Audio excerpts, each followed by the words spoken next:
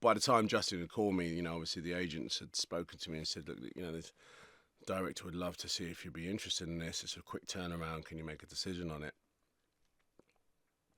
And, I actually was a fan of the two latest films.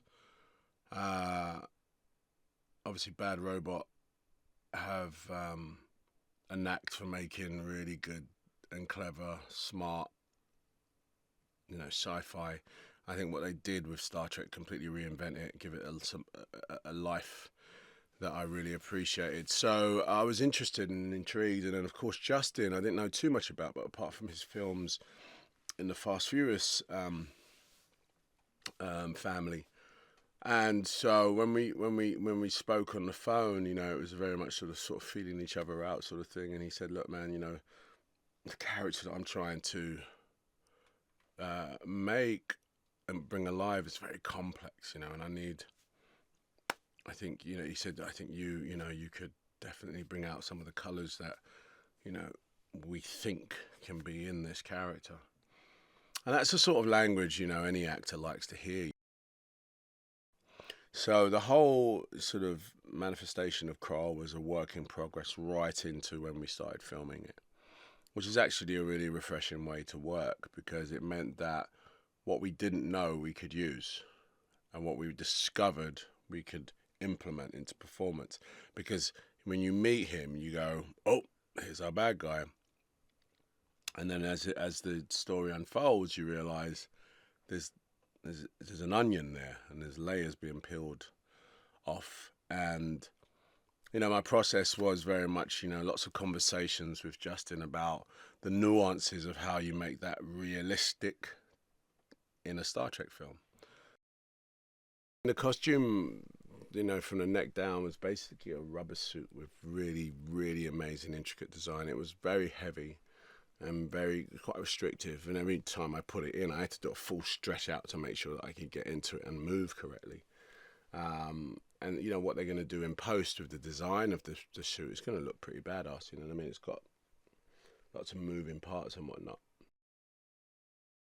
First of all, the cast was so welcoming to the new cast.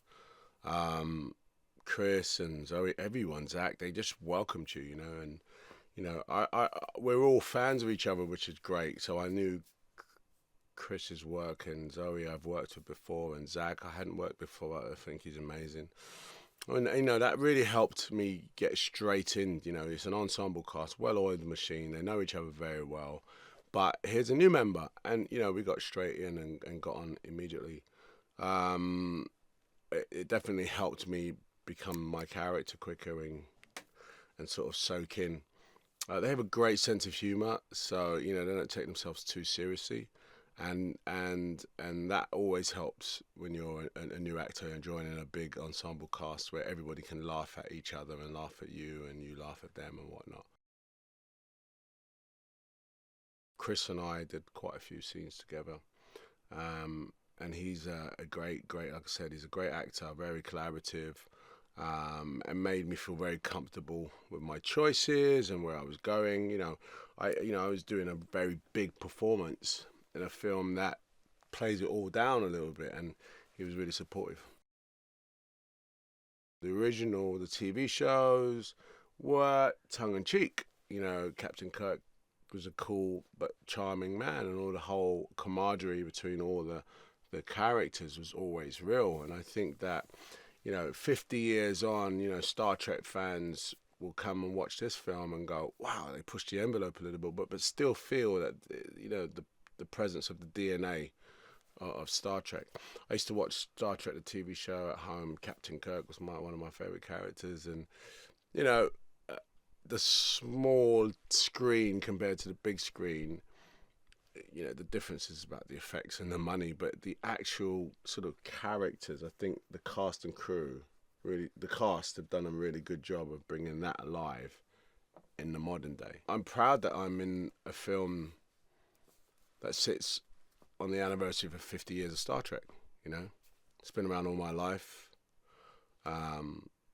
It's a staple part of our entertainment, pop culture, and we go, oh, I did a Star Trek movie. I played a baddie in Star Trek, which is like, you know, amongst actors, probably like shebang.